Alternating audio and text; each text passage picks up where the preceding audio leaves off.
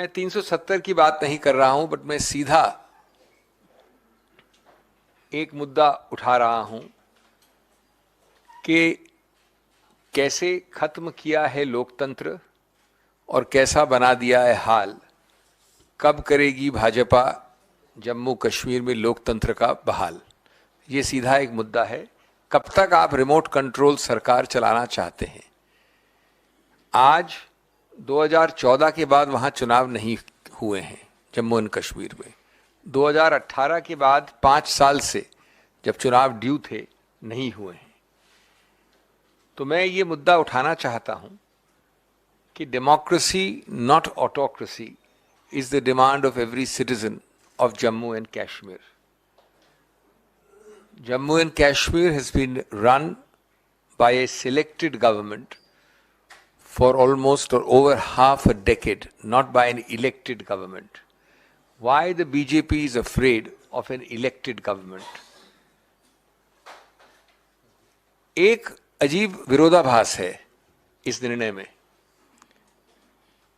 निर्णय उच्चतम न्यायालय का है, हम सब नतमस्तक हैं इसके नीचे, लेकिन हमारा हक है नागरिक के हैसियत से आपके समक्ष स्टेटहुड के मुद्दे पे एक विरोधाभास बताना। वो विरोधाभास ये है कि एक तरफ तो ये कहा उच्चतम न्यायालय ने कि हम निर्णय नहीं करेंगे वैधता, वैलिडिटी कि आपने स्टेट को यूटी कैसे बनाया। स्पष्ट एक्सप्रेसली कहा है कि हम ये मुद्दा खुला छोड़ रहे हैं। हम ये निर्णय नहीं कर रहे हैं कि ये संवैधानिक रूप से वैध है या अवैध है कि आपने एक प्रदेश को यूटी बनाया। और दूसरी तरफ ये विरोधाभास है, बहुत गंभीर संवैधानिक विरोधाभास है। उन्होंने कहा कि जो आपने लद्दाख को प्रदेश से यूटी बनाया वो वैध है। अब मैं इस पे तकनीकी बात नहीं कर रहा हूं, मैं एक विरोधाभास बता रहा हूं। संविधान के अनुच्छेद 3 में आप किसी प्रदेश के एक हिस्से को यूनियन टेरिटरी बना सकते हैं। एक प्रदेश के कुछ हिस्से को 2 प्रदेश बना सकते हैं, 3 प्रदेश बना सकते हैं। लेकिन एक कंडीशन है अनुच्छेद 3 में कि कुछ न कुछ भाग उसका प्रदेश रहना चाहिए। वो यूटी पूरा नहीं बना सकते आप। अब इस निर्णय में जो विरोधाभास है वो ये है कि आपने पूरे इलाके को यूटी बना दिया, 2 अलग अलग यूटीज, और एक यूटी के बारे में आपने कहा कि हम ये निर्णय अभी नहीं कर रहे हैं क्योंकि हमको आश्वासन मिला है कि निकट भविष्य में ये प्रदेश बन जाएगा वापस जम्मू और कश्मीर। और दूसरे के बारे में कहा कि हम होल्ड कर रहे हैं कि ये वैध है। तो जब तक एक हिस्सा इस बड़े इलाके का प्रदेश नहीं है, जहां की लोकतंत्र गणतंत्र प्रदेश का है, तब तक अनुच्छेद 3 के अंतर्गत भी यह वैध नहीं हो सकता। यह एक बड़ा गंभीर एक विरोधाभास कह लीजिए, संवैधानिक गलती जो दिख रही है निर्णय में। दूसरा, एक तरफ तो सरकार के आश्वासन को माना गया है और दूसरी तरफ उस आश्वासन के आधार पर सितंबर अगले वर्ष की तिथि दी गई है जिससे पहले चुनाव करने हैं।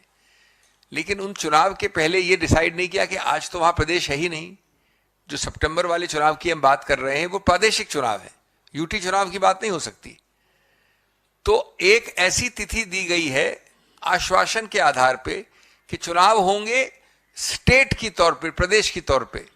लेकिन आज इस निर्णय किया है कि हम निर्णय नहीं करेंगे।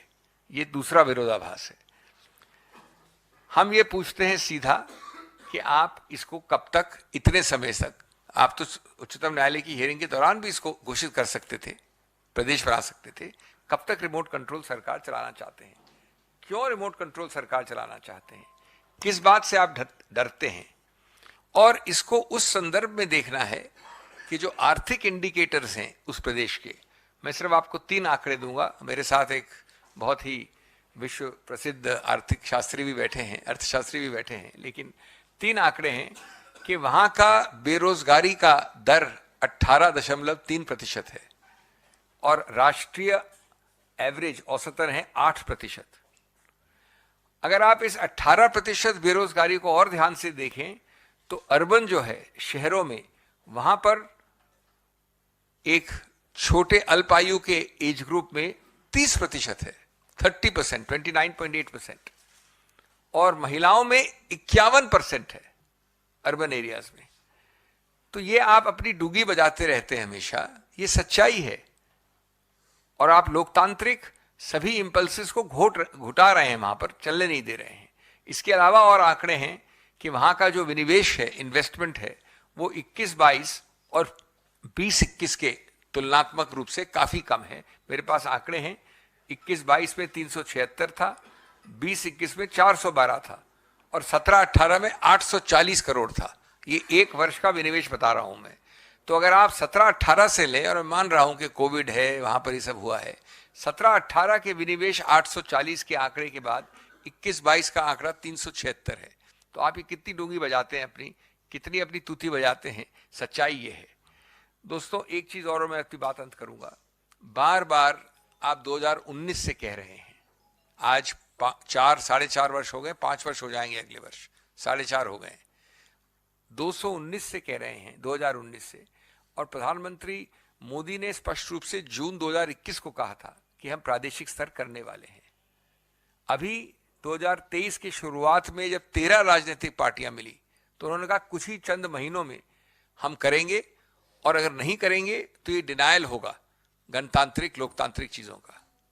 उच्चतम न्यायालय ने लिखा है इस निर्णय में, आज वाले निर्णय में, I quote, direct elections to the legislative assemblies, which is one of the paramount features of representative democracy in India, cannot be put on hold until statehood is restored.